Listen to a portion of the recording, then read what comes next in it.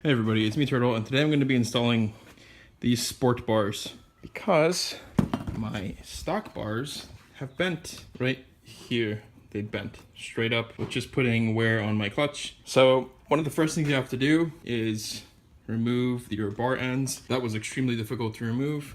I'm going to do the same thing to this side. I'm just using the toolkit that came with the bike. I'm using this Allen wrench, and then I'm using this to get a better grip on it with more leverage. There's the left bar end. The next step is loosening this screw and this screw here. I just loosened them enough for this thing to twist.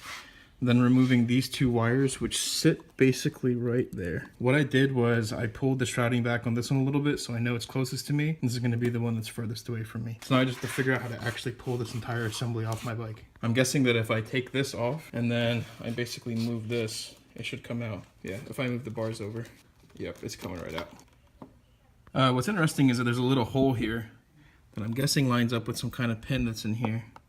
Actually, yeah, there's a pin right there, which is explaining why these new bars also have those holes. The next part is removing your brake. You just loosen up these two hex and it slides off of the bar again. There's a little bit of finagling to do. And as I was looking, I was surprised to see at just how damaged all this crap is in here. It's pretty unbelievable that that's slipping and sliding around inside. Next up is going to be the horn side. So I'm going to remove that screw right here and that screw right here. The instructions actually tell you not to pull these screws out all the way because it's impossible to put back together. On this side it says it's okay, but I'm probably just gonna leave them in anyway. Actually, I've decided to remove this completely. I'm gonna have to be very careful, and I'm going to remove the clutch completely as well, just because it's going to be easier to take off this grip. I've never taken off a grip before. I'm supposed to use air compressor, so we'll see how that goes. Now that I've taken this off, so basically all I did was loosen this top one here completely, take this one completely out, separated it apart, and I'm just putting the screws back in right now so I don't lose them. Just enough, basically. It seems like the only thing left to take out here is going to be my clutch. So let's get on that. Be careful taking out these bolts because they do come with a washer. So I'm gonna put the little housing back on here so I don't lose any of the screws. And then we're gonna continue the process by removing this grip. There's another little hole there, which helps line up a little nut inside this guy. I was going to say that there's no up or down really, or orientation on this little clamp, but there definitely is. This milled side has to match up with this milled side. I'll fix that later when I go to put the bars onto the actual sports bars. Okay, so the air compressor did work. It seems like Kawasaki used some kind of glue before or something, but the compressed air worked. I went all the way around the outside like this. Slowly started pulling, waited till the pressure was really high on the compressor, and then it just pulled right off very slowly. This part goes here, this goes on top of this, and then they gave me 4 screws. However, I hope the one screw for my ram mount is going to work. It looks like it probably won't, which is not good.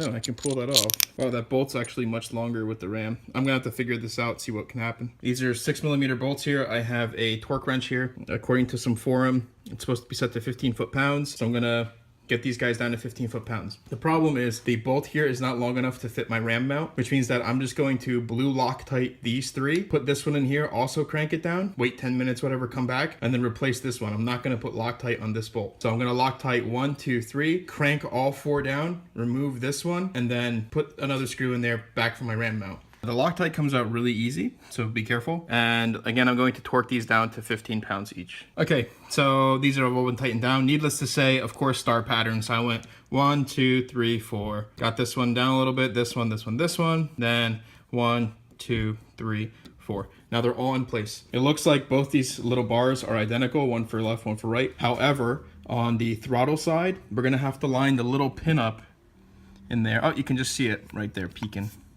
Right there. We need to line that hole up with the furthest hole. Okay, so if we're holding this, we see the bar end, and on the throttle side, we do not want this hole, we want this hole. So I'm going to line it up with that hole. So the little pin inside this housing here is broken on my handlebar. And by broken, I don't mean it's completely broken off. It is plastic, and it is definitely broken inside there. The throttle body is on, and the master cylinder is on. They're not tightened completely, it's just pretty tight. On this side, the pin inside of this housing lines up with this hole on the top, the topmost, if you're looking from the bar inside. On the opposite side, the clutch is going to go into this one. Okay, this is actually a great view of the pin that's inside there. You can see it poking up right where my ring finger would be. So that one has to be in the hole closest to the bar end on this side. So closest to the bar end on this side for the horn assembly. And then when you're on the other side, that's where the throttle body is supposed to be. Clutch, throttle body. So there's already a big problem here. If I turn all the way to the right, it hits my windshield. And if I turn all the way to the left, this little bolt here and this whole assembly is hitting this fairing. I finally finished putting the bars onto my bike, and I remedied the problem of the banjo bolt by flipping it. I then bled the brakes, which was a pretty easy process. But other than that, it was pretty simple. I adjusted these clamps so that way it clears as much as possible. It's still hitting, it peeled off some of my plasti dip. As for the clutch, this cable here was just loose. Comes down in there. It doesn't go into any of these guide rails. The cable with the banjo bolt is all weird because it digs into there somewhere. But it did take a lot of coaxing to get that to turn around like that. The clutch is back to being completely amazing, which is fantastic. The new riding position is a little bit lower, not too much lower. They sit probably like, instead of from here down to like here, and they are fantastic. I'd say that they probably drop down like an inch or two, but the difference is already huge. It's much lower, and I think the bars are much more angled. So instead of like this, you're more like this. I was surprised too that the sports bars don't really interfere with my gauge cluster. I can see everything up there. And the only difference was, like I mentioned in the video before when I was recording that like 2 months ago, is that I had to buy a much longer M8 bolt, I believe it is.